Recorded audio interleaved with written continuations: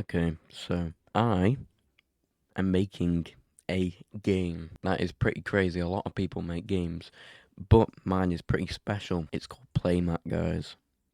It's a liminal, weird core horror game where you play as an 8-year-old guy, basically trying to fight off your own, like, nightmares, I guess. But it's like the idea is obviously around the age of 8, you're going through proper emotional development, right? But in this case, you're kind of developing these emotions for the first time. Obviously, you've cried before. Obviously, you've done all that before. But this is the first time you actually feel, like, for example, sympathy for people. Like, so yeah, it's gonna be cool, right? It's mainly a story game. If you're into, like, these type of games, go check it out. I'm putting a lot of time into this game, right? It's my first proper commercial release, so I mean, it's pretty cool. But mainly today, I wanted to talk about, why it's taken me this long to actually start working on a game, and how you could probably, start, start up whatever you want to do faster, right? Stop procrastinating and actually, do what you want to do, right? So it took me ages to start actually making a commercial game because for one, I'm a perfectionist. I want everything to be perfect. That's why nothing comes out right. I have probably like 7 videos for this channel that I haven't published because I don't think they're good. I don't think any of my videos are good, to be honest. I posted some music the other day. I thought that was, you know, I actually really like that. Not perfect, but I put it out because, I've come to the conclusion that obviously nothing I'm gonna make is gonna be perfect, right? And if I think it's, if I like it, if I don't think it's dookie, and if somebody else might enjoy it, so I'm just gonna put it out there, right?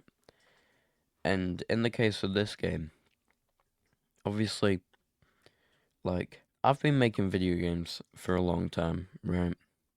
But this is, first commercial release. I need to set up the Steam page too, right? But I've had this idea. I love like the whole liminal, weirdcore, dreamcore aesthetic in general.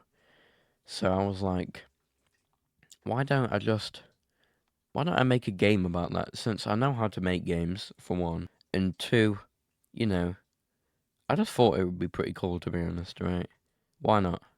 So I booted up Unreal Engine and I was like, okay, I'm actually going to crack down and do this now. I made a simple scene of a bedroom, which you can see here. This is the bedroom that I made. I made the bed model a little bit ago and everything else more recently. Um, okay, I was getting inspired, right? Started making, cutscenes for everything. I'm not going to show you any gameplay because obviously it's still in development and, that's for my other channel, Substop Games. That's for my, official game studio channel. But yeah, I booted it up. I started, making cutscenes, making basic gameplay. And I was genuinely feeling so motivated. It's crazy. I'm still in mode. I'm stupidly excited for this game. It's not even funny, bro.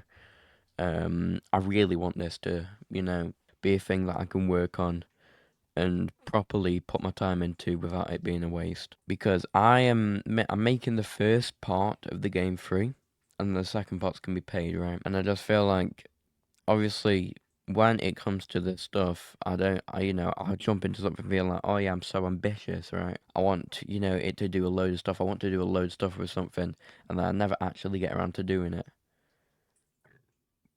And obviously, with this, I'm like, I have the same ambitions. I'm like, yeah, I want to do this, this, and this. I want to, I've got a long list of stuff I want to do, but I don't actually know if I'll be able to do it all or not. So, my first proper tip, like, for, genuinely making sure you don't quit a project in general, is plan it out. Make sure it's managed properly. I've got a Trello full of. Trello is basically a place where you can organize. You create cards, drag cards everywhere, and it allows you to just organize whatever you want, right? You can set one up for a book you're writing, a film you're producing, a video you're gonna make, a game that you're gonna make, anything really, right? You can even do it for like your own TCG cards. Like for example, um, I had one ages ago where I just planned out like the abilities and names, stats of cards, and I just have a load of cards in there that I can just drag and drop into like finished, needs artwork.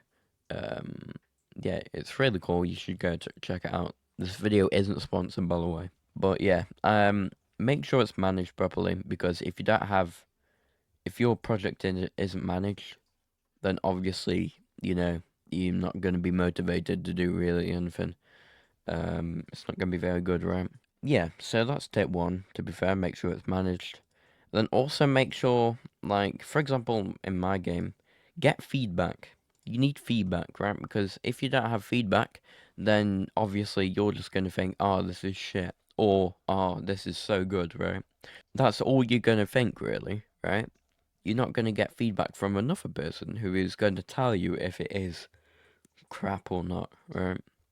If they like it, then obviously you need, especially if you're making a game, right? You as a developer, you probably won't find any bugs at all, right?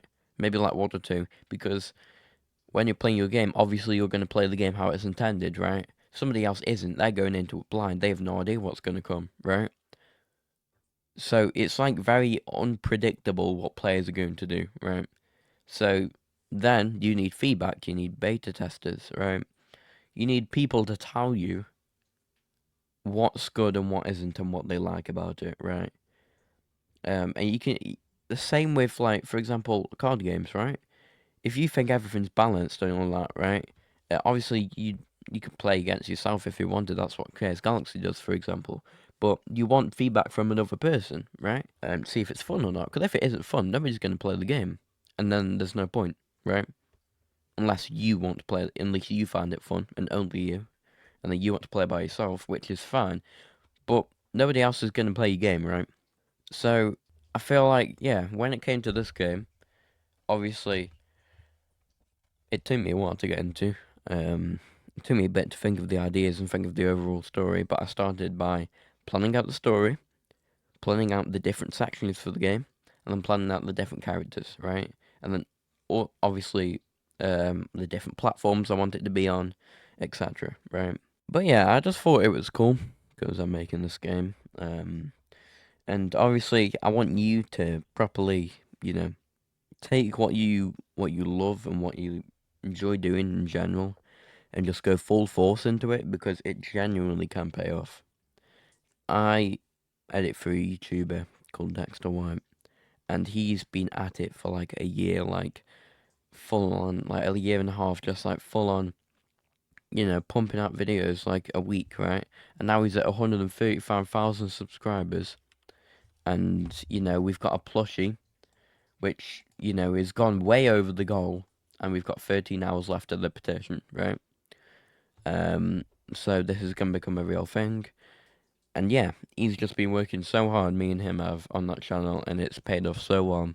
And yeah, just in general, just do what you like to do. To be honest, because nobody's gonna. If it doesn't succeed, then oh well. What have you to lose? Genuinely, it doesn't have to be perfect.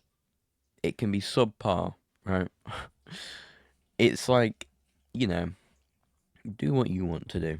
Now I'm gonna leave it here, obviously. Um, but yeah, go check out my music. It's pretty cool. The most recent one I posted.